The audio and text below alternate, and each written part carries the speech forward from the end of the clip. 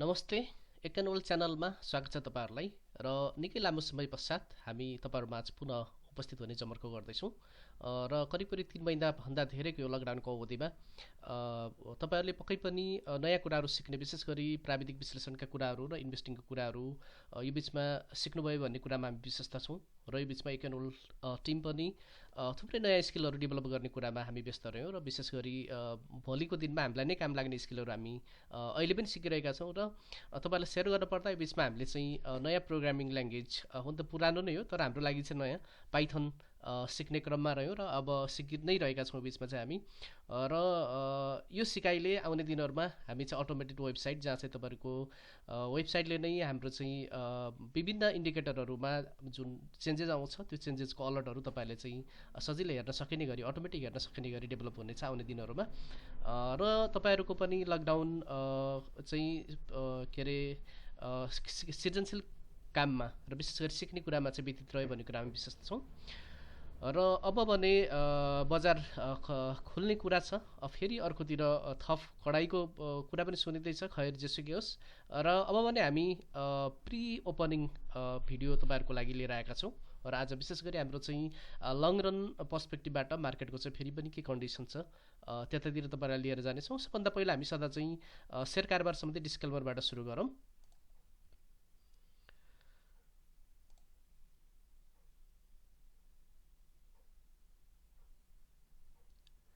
Share कारोबार जोखिमपूर्ण हुन्छ तपाईको लगानी यहाँ तपाईको लगानी डुब्न पनि सक्छ तसर्थ त्यति मात्र लगानी गर्नुहोस् जति नोक्सानी बेहोर्न सकिन्छ प्रस्तुत भिडियो कारोबार सुझाव नभई नितान्त शिक्षामूलक उद्देश्यले तयार पारिएको कृपया लगानी गर्दा सुविवेक प्रयोग गर्नुहोला र अब हामी तपाईलाई एनालिसिसमा लिएर जान्छौँ र यतिखेर नेप्सेको समग्र डेली चार्ट हेर्दा नेप्सेमा जुन किसिमको चाहिँ एउटा नेप्सेले चाहिँ 1102 को रेन्जबाट आफूलाई चाहिँ क्रमशः माथि लिँदै गएको थियो र करिब 1668 को एउटा हाई बनाइसके पश्चात भने बजारमा एउटा र्यापिड सेलिङको स्थिति देखियो र यो चाहिँ जुन नेप्से आफ्नो मुभिङ एभरेज एंगलबाट हेर्दा नेप्से यतिखेर आफ्नो 50 दिनको मुभिङ एभरेज भन्दा पनि तल छ र त्यसैगरी पछिल्लो 2 दिनको कारोबारलाई यदि कन्सिडर गरिन्छ भने जुन लकडाउनको बीचमा गरिएको थियो र त्यो 2 दिनको कारोबारलाई यदि कन्सिडर गरिन्छ भने नेप्से यतिखेर चाहिँ टेक्निकल पर्सपेक्टिभबाट हेर्दा आफ्नो 200 दिनको मुभिङ औसत भन्दा पनि तल छ र यसरी र यदि 2 दिनको कारोबार चाहिँ क्यान्सल हुने स्थिति रहन्छ भने नेप्सेले चाहिँ आफ्नो 200 दिनको मुभिङ एभरेजमा एउटा सपोर्ट लिएको डेलीको लोजिकमा स्थिति देखिन्छ त्यसैगरी एसएम ओसिलेटर यतिखेर डाउनवर्ड मुभमा छ क्लियरली हामी चाहिँ लाइन हेर्दा फलिङ मुभ नै देखिन्छ र यही सोममा त्यो किसिमको चाहिँ हामी चाहिँ फलिङ जुन हिस्टोग्राम छ यसले डाउनसाइड मोमेन्टम नै जानकारी दिन्छ र त्यसैगरी नेप्सेको चाहिँ अर्को डेली चार्ट हेर्दै जाँदा अर्को पार्टमा चाहिँ जुन 1102 देखि 1668 सम्मको यात्रा तय गरेको थियो नेप्सेले त्यसलाई हामी हेर्न सक्छौं कि करिब 45 डिग्रीको एंगलबाट नेप्से चाहिँ माथि बढेको थियो भने र जुन पछिल्लो दिनमा नेप्से 1668 देखि पछिल्लो जुन झराइसम्म रह्यो र 1201 को क्लोजिङ जुन छ यदि पछिल्लो 2 दिनको कारोबार कन्सिडर गरिन्छ भने अघि पनि हामीले दोहोर्यायौं र यो फल भने नेप्सेको चाहिँ 75 डिग्रीको फल देखिन्छ र यसरी जुन पहिला गएको थियो एउटा म्याच्युर्ड वेमा 45 डिग्री तत्पश्चातको सेलिङ भनेको चाहिँ 75 डिग्री एंगलमा छ र्यापिड सेलको स्थिति देखिन्छ र यसरी टेक्निकल इन्डिकेटर हेर्दा यतिखेर बजारमा चाहिँ सेलिङ प्रेसरको स्थिति देखिएको स्थिति छ भने र अब भने हामी बजार खुलिसकेपछि कुन किसिमको ट्रेड स्ट्र्याटेजी बनाउने भन्ने विषयको लागि चाहिँ केही दिनको बजारलाई हामीले हेरेर पर्खर हेरको नीति चाहिँ अपनाउनु वेट एन्ड सी पोलिसी अपनाउनु बेटर हुन्छ र बजारले कसरी रिएक्सन लिन्छ र एकातिर लामो लकडाउन पश्चातको बजारको के रे बजार खुल्ने स्थिति छ भने धेरै जसो लगानीकर्ताहरू चाहिँ फेरि पनि काठमाडौँ फर्किन नसकेको स्थिति वा ट्रेड गर्नलाई आवश्यक पर्ने जुन पूर्वाधारहरू त्यसको चाहिँ एक्सिसमा नभएको स्थितिमा भोल्युमको स्थिति कस्तो आउँछ यी सबै कुराहरूलाई हेरेर तत्पश्चात बिस्तारै बजारको मुभ एउटा बनिसकेपछि त्यो मुभलाई चाहिँ फलो गर्नु नै बेटर रहला डेली चार्ट हेर्दा त्यो देखिन्छ भने र सरसर्ती डो थ्योरीको एंगलबाट हेर्दा नेप्सेको स्थिति के छ त भन्ने कुरामा हामी जाउँ जुन प्रिभियसली पनि हामीले चाहिँ एयर एन्ड भिडियोमा तपाईँलाई सेयर गरेका थियौँ कि डो थ्योरीले के बताइरहेको छ भन्ने कुरामा। आज फेरि हामी चाहिँ करिब करिब 6 महिना पनि भयो मार्केटको चाहिँ अहिले 6औँ महिनामा रनिङ छ 2020 चाहिँ, र यो बिचमा अर्धवार्षिक समीक्षा जस्तो पनि हुने र फेरि डो थ्योरीको एङ्गलबाट हेर्दा कि जुन नेप्सेले चाहिँ आफ्नो लाइफ टाइम हाई 1 नोभेम्बर 2000मा तय गरे, 1 नोभेम्बर मन्थमा तय गरेको थियो, जहाँ चाहिँ नेप्सेले 553.11 को हाई क्रिएट गरेको थियो भने तत्पश्चात नेप्से फेरि करेक्सन हुँदै लोमा आएको थियो र नेप्से चाहिँ 176.71 सम्म पुगेको थियो र यो चाहिँ 2002 अप्रिल महिनामा लो क्रिएट गरेको थियो। र यसरी नेप्सेले 2002 अप्रिलको लो क्रिएट गरिसके पश्चात 2002 को मार्चमा लो क्रिएट गरिसके पश्चात फेरि नेप्से चाहिँ त्यहाँदेखि बढ्ने क्रममा रह्यो र नेप्सेल चाहिँ 2008 अगस्तसम्म फेरि एउटा नयाँ हाई बनायो। जुन प्रिभियस हाई थियो नेप्सेको चाहिँ प्रिभियस हाई आफ्नो पहिलो हाई चाहिँ 553 थियो भने त्यसलाई ब्रेक गर्दै नेप्सेले एउटा नयाँ उचाइ छुन सक्षम भयो, जुन उचाइ बनाएको थियो नेप्सेले 1175.38 को हाई क्रिएट गरेको थियो। र यसरी 2008 अगस्तसम्म नेप्से बढ्ने क्रममा रह्यो भने तत्पश्चात 2008मा जुन एउटा ग्लोबल समग्र अर्थतन्त्र नै क्राइसिसको स्थितिमा गएको थियो र वर्ल्ड मार्केट ठुल्ठुलो मार्केटहरू चाहिँ त्यतिखेर ऱ्यापिड फलको स्थितिमा भएको थियो। त्यसलाई नै पछ्याउँदै नेप्से पनि 2011 जुनसम्म चाहिँ निरन्तर घट्दो क्रममा रह्यो र 2011 जुनमा आइसकेपछि भने नेप्सेले फेरि एउटा चाहिँ लो सेट गर्यो, जुन लो थियो 287.89 को, र यहाँ चाहिँ हायर लो बनायो। जुन प्रिभियस लो थियो नेप्सेको मार्च 2000 को जुन लो थियो नेप्सेको चाहिँ त्यो 176.71 थियो भने 11 जुनमा आएर चाहिँ जुन महिनामा 2011 को जुनमा चाहिँ नेप्सेले जुन लो बनाएको थियो त्यो लो थियो 287। यसरी डो थ्योरीको एङ्गलबाट पुरानो लो भन्दा नयाँ लो चाहिँ माथि रहेकोले यसलाई हायर लो भन्छ। र यसरी हायर लो बनाइसकेपछि सन् 2011 जुन महिनामा हायर लो बनाइसके पश्चात फेरि नेप्से चाहिँ एउटा बढ्ने क्रममा रह्यो र नेप्सेले तत्पश्चात एउटा नयाँ उचाइ सिर्जना गर्यो, जुन लाइफ टाइम हाई बनायो नेप्सेले पछिल्लो, जुन थियो 1888.36 को, र यो चाहिँ 2016 को जुलाईमा यो हाई चाहिँ तय गरेको थियो नेप्सेले। तत्पश्चात फेरि नेप्से करेक्सनमा आयो भने र नेप्सेले चाहिँ तत्पश्चात मार्च 2019मा चाहिँ फेरि एउटा लो सेट गर्यो, जुन 1098 को थियो। तत्पश्चात नेप्से माथि आउने क्रममा रहेको थियो र फेरि अहिले नेप्से चाहिँ करिब करिब प्रिभियस लोको स्थितिमा गइरहेको छ। तर ओभरअल अहिले यदि 1098 को लोलाई चाहिँ नेप्सेले ब्रेकडाउन गर्दैन भने र यो देखि नै बजार माथि जान्छ भने फेरि यो चाहिँ प्रिभियस जुन लो थियो 287 त्योभन्दा माथि नै लो रहेको स्थितिमा हायर लो हुनेछ र फेरि एउटा नयाँ हाईतिर नेप्से जानेछ। र यसरी ओभरअल यो चाहिँ कन्फर्म भइसकेको स्थिति छैन, अहिलेसम्म यो लोले सपोर्टले काम गरिराखेको स्थिति छ र यो लो कन्फर्म हुनलाई कमसेकम हायर हाई र हायर लो क्रिएट गर्न जरुरी छ। 1-2वटा सिरिजमा माइनर सिरिजमा जुन हामी योभन्दा पछिल्लो स्लाइडमा हेर्नेछौँ। र यसरी नेप्सेको ओभरअल जुन प्राइमेरी मुख्य ट्रेन्ड छ डो थ्योरीको अहिलेसम्म बुलिस नै छ र हायर हाई र हायर लो बनाउँदै नेप्से अगाडि बढेको स्थिति देखिन्छ। र यसरी मिडियम सेकेन्ड्री ट्रेन्ड के छ त नेप्सेमा? सेकेन्ड्री ट्रेन्डको सवालमा जाँदा हामी सेकेन्ड्री ट्रेन्ड विकली बेसिसमा हेरौँ नेप्सेलाई। र सेकेन्ड्री ट्रेन्डमा भने नेप्सेको पछिल्लो स्थिति हामी यसरी आउँ। नेप्सेले 1888 को हाई बनाइसके पश्चात फेरि नेप्से करेक्सनमा आयो र लो सेट गर्यो नेप्सेले 1218 सम्म लो झर्यो, जुन चाहिँ फेब्रुअरी 12 को हप्तामा 2017 साल फेब्रुअरी 12 को हप्तामा 1218 को लो बनाइसके पश्चात फेरि मार्केट चाहिँ बाउन्स भयो र त्यसै गरी 2017 अप्रिल 2 को चाहिँ हप्तामा एउटा हाई बनाए, जुन हाई बनाएको थियो नेप्सेले 1746 को हाई बनाए, 46.82 को हाई बनाइसके पश्चात फेरि नेप्से निरन्तर घट्ने क्रममा रह्यो र यसरी घट्ने क्रममा आउँदा नेप्सेले चाहिँ 2018 25 मार्चको हप्तामा फेरि एउटा लो सेट गर्यो, जुन लो थियो 1134.92 भने तत्पश्चात फेरि नेप्से चाहिँ ऱ्यापिड एउटा बाउन्स ब्याक भयो र नेप्सेले 22 अप्रिल 2018 को हप्तामा चाहिँ एउटा हाई क्रिएट गर्यो, जुन हाई थियो 1461। तर यहाँ नोटिसेबल के छ भने जुन प्रिभियस हाई थियो 1746 त्योभन्दा तल नै नयाँ हाई बनायो 1461। यसरी प्रिभियस हाईभन्दा तल हाई भएकोले लोवर हाई सेट गर्यो। मिड टर्म जुन हामी एङ्गलबाट हेर्दा मुख्य ट्रेन्ड मेन ट्रेन्ड चाहिँ बुलिस छ र हामी चाहिँ यतिखेर सेकेन्डरी ट्रेन्ड हेर्दैछौँ डो थ्योरीको जुन विकली चार्टमा। तत्पश्चात फेरि नेप्से घट्दो क्रममा आयो घट्दो क्रममा आउँदा नेप्सेले 2019 मार्च 3 को हप्तामा चाहिँ एउटा लो सेट गर्यो, जुन लो रहेको थियो 1098.95।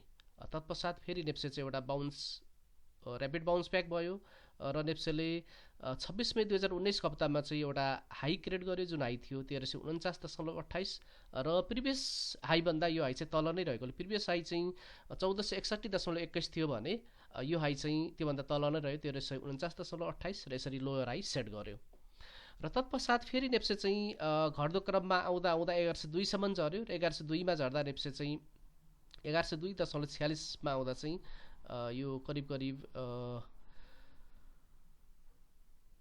24 नोभेम्बरको हप्ताको कुरा थियो 2019 को। तत्पश्चात भने नेप्सेमा चाहिँ नयाँ वर्षको सुरुवातदेखि नै नेप्से चाहिँ बढ्दो क्रममा थियो र बढ्दो क्रममा आइसके पश्चात नेप्सेले चाहिँ जुन प्रिभियस लोअर आयो 1349.28 यसलाई ब्रेक आउट गरेर हायर हाई क्रिएट गर्यो र नेप्से चाहिँ 1668.58 मा माथि गयो। र यसरी सेकेन्डरी ट्रेन्डमा नेप्सेले चाहिँ ट्रेन्ड चेन्ज गर्यो, हायर हाई बनायो र तत्पश्चात फेरि अब अर्को कुरा के छ त भन्दा यो ट्रेन्ड चाहिँ अब यसले चाहिँ कन्टिन्यू गर्न सक्छ कि सक्दैन भन्ने कुरामा चाहिँ अब हामीले बजार खोलिसकेपछि सपोर्ट कसरी क्रिएट गर्छ र मार्केटले कसरी रिएक्सन गर्छ हेर्न जरुरी छ। र इनकेस बजारले 1102.46 को लोलाई ब्रेकडाउन गर्छ भने फेरि सेकेन्डरी मार्केटको जुन चाहिँ एउटा ट्रेन्ड चेन्ज गर्न खोजेको थियो त्यो ट्रेन्ड चाहिँ बियरिश ट्रेन्डमै प्रवेश गर्नेछ र डो थ्योरिक एङ्गलबाट हेर्दा र 1102 बाट माथि आएको जुन प्रिभियस हाई 1349.28 को जुन हाई थियो त्यसलाई ब्रेक गर्दै जुन नै हाई बनाएको थियो हायर हाई सेकेन्डरी ट्रेन्डको कुरा गर्दैछौँ हामी 1668.58 र यो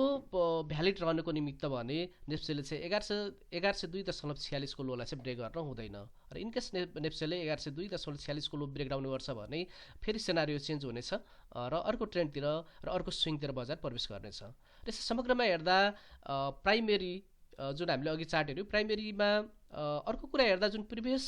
करेक्सन चाहिँ सफिसियन्ट करेक्सन देखिन्छ भने चार्टमा रिसेन्ट करेक्सन चाहिँ त्यति सफिसियन्ट देखिँदैन यदि हामीले प्रिभियस हिस्ट्री हेर्दा चाहिँ